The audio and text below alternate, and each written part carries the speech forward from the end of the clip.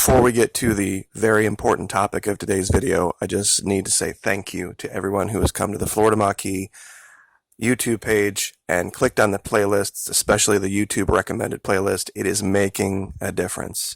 It's taken a while to get rolling, but the new paradigm, the new algorithm employed by YouTube for a while, kind of took this channel and removed its ability to grow. And the growth has started again. So thank you so much. If you haven't been here before, there are all sorts of different playlists talking about everything from Antarctica, the Fitzgerald investigation, Venezuela, of course. If you want to go back to the Faithless Elector movement, 2016, there's music here.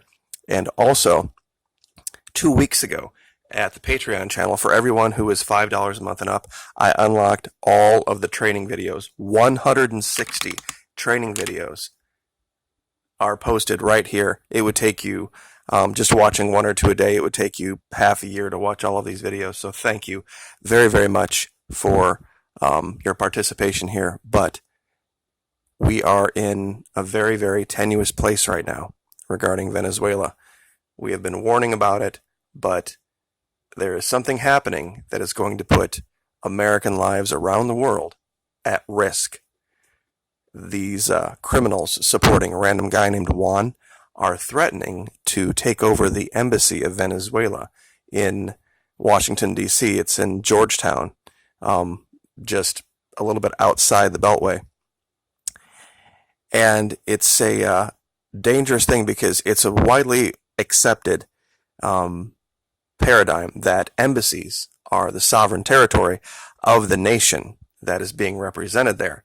And if D.C. decides to continue with its criminal ways and force the duly assigned representatives of the duly elected government of Venezuela out of there and put these criminals representing a random guy named Juan in there, every U.S. embassy around the world will be at risk. If we violate their territory, they're going to violate ours. And with the Iranians just labeling all of CENTCOM as terrorists, that's the only excuse they're going to need.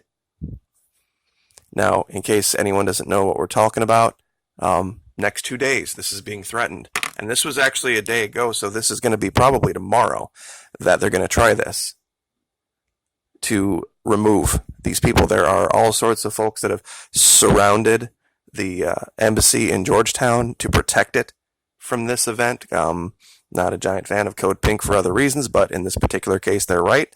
Broken clocks can be right twice a day. But others as well have come in and said, no, we're not going to allow this, or if it's forced, we are going to cover it in detail.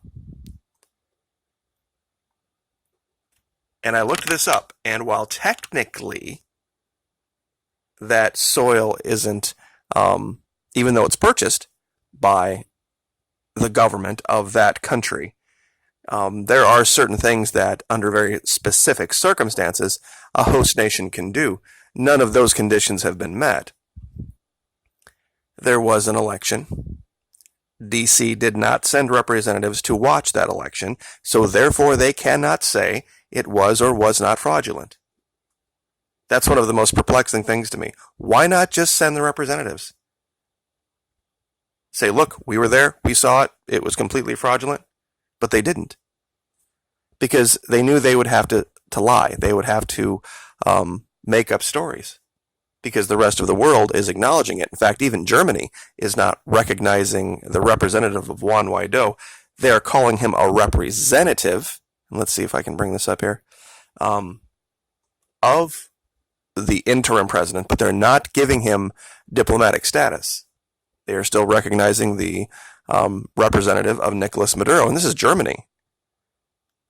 So you'd have to ask yourself a question about that. I brought up the conventions covering embassies, and I just want to cover them so everyone has a reference to go to that's easy to find. Article 21, the receiving state shall either facilitate the acquisition on its territory in accordance with its laws by the sending state of premises necessary for its mission or assist the latter in obtaining accommodation in some other way.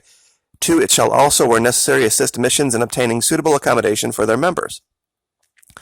Article 22. The premises of the mission shall be inviolable. The agents of the receiving state may not enter them except with the consent of the head of the mission.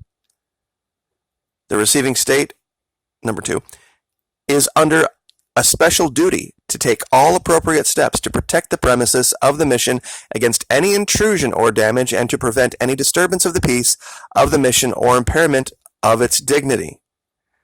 Now I know what you're all saying. Well, they don't recognize Maduro as the leader. Well, this is where it's going to get... What if somebody said, okay, you know what, we don't recognize Donald Trump. We don't recognize Donald Trump or his people or his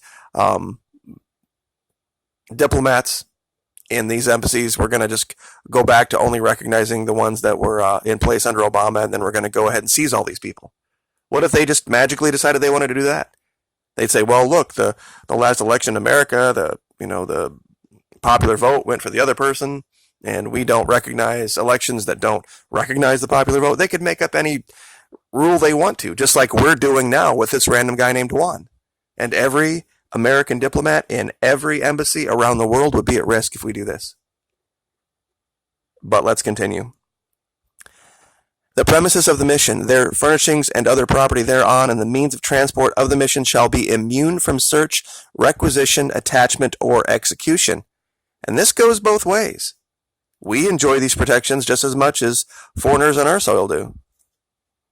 Article 23, the sending state and the head of the mission shall be exempt from all national, regional, or municipal dues and taxes in respect of the premises of the mission, whether owned or leased, other than such as represent payment for specific services rendered, meaning, of course, you have to pay for electricity, you have to pay for the plumbing, the water, all that kind of thing.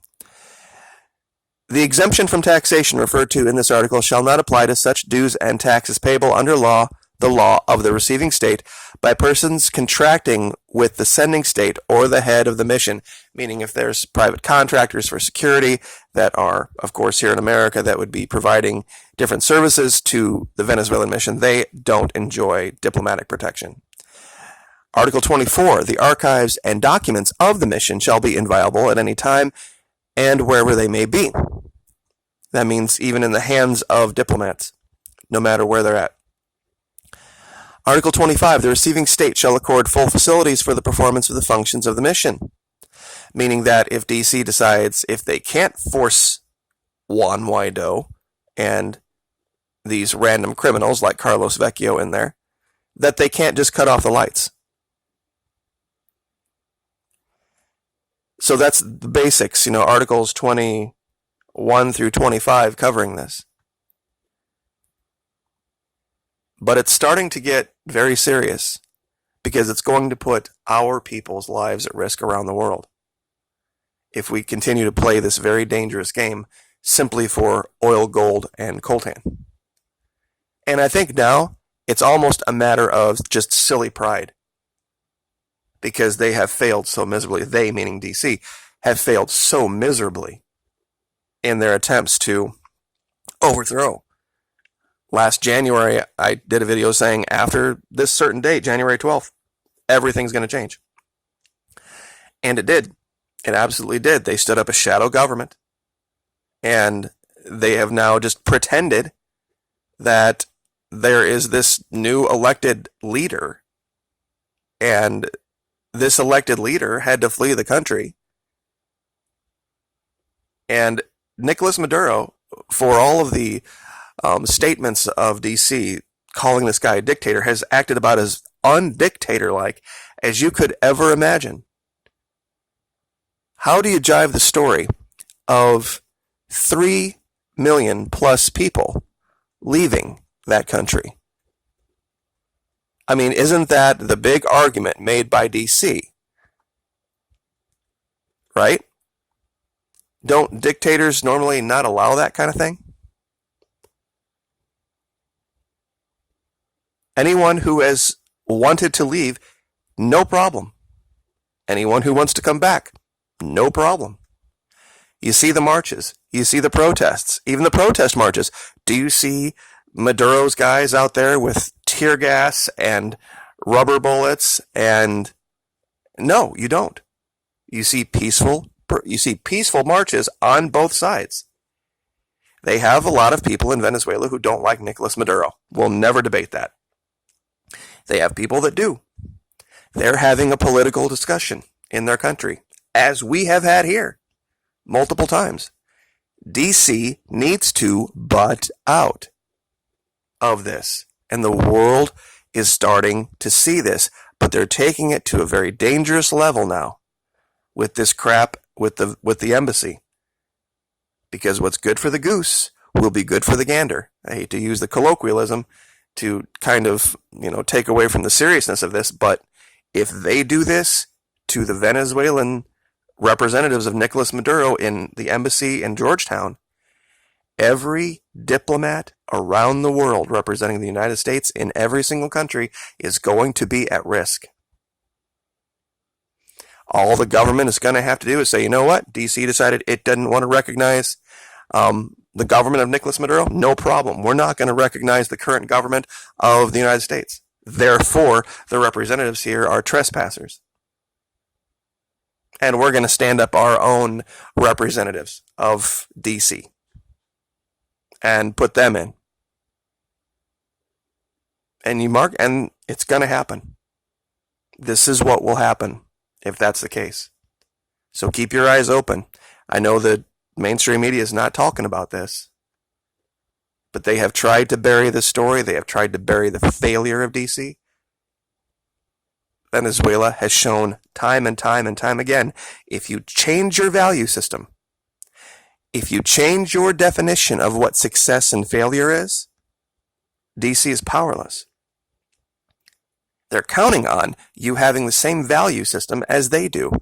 So when they take away certain creature comforts and they attempt to publicly shame you, they're assuming that you're going to value A, their opinion, and B, all those creature comforts. When you lose your value of their opinion and you lose the value for the creature comforts, they're really doing nothing. And that's why I have hoped and prayed and tried to make the case for states' rights in this country. Because when they take away all of the advantage of being associated with those criminals on the East Coast, and we change our value systems, and we stop giving any credence to what they may or may not say using the media, they're powerless. And I guess I'll leave it there. But keep your eyes open on this one. This is their next step. And I don't think they realize what they're doing. So, you guys have a great week. Once again, thank you very, very much for your support. The channel has started to grow again. Hopefully, in this particular iteration of growth, we will be able to cross the 100,000 subscriber mark. We're just under the 90,000 now. We were at one point when we were doing 200 to 300 new subs a day. So it looked like at one point we were just going to cruise right past 100,000, but the new algorithm slammed us right into a brick wall. But we've been able to get over it, and it's because of you guys. It's because of you guys taking the time every day to go to the playlists and just, on an unused device or in the background of whatever you're doing, just clicking those playlists and letting them run through, letting the ads run through. It's free, and it helps more than you know. It's really an amazing thing to see, and I'm humbled by it. Same thing with the guys at Patreon. I know I haven't put up a new video there in a long time, but like I said, I put up links to 160 videos that have never been seen on YouTube. All of the psychological operations that we started training on over a year ago. At one time, I was doing 2 videos a day on YouTube and 1 video a day for Patreon, and I did that for months and months and months, and it finally got to be too much. But we are going to get back to the states' rights argument, the next state. I'm looking at 2 right now, Alaska or Ohio. I think we're probably going to do Alaska next for states' rights. And as far as psychological operations, I revealed everything that I was trained by the U.S. Army to do. And there's far greater levels of education that I'm having to re-educate myself on. So we will leave it there. Like, share, subscribe. Thank you so much. I really appreciate it. And we will see you next time.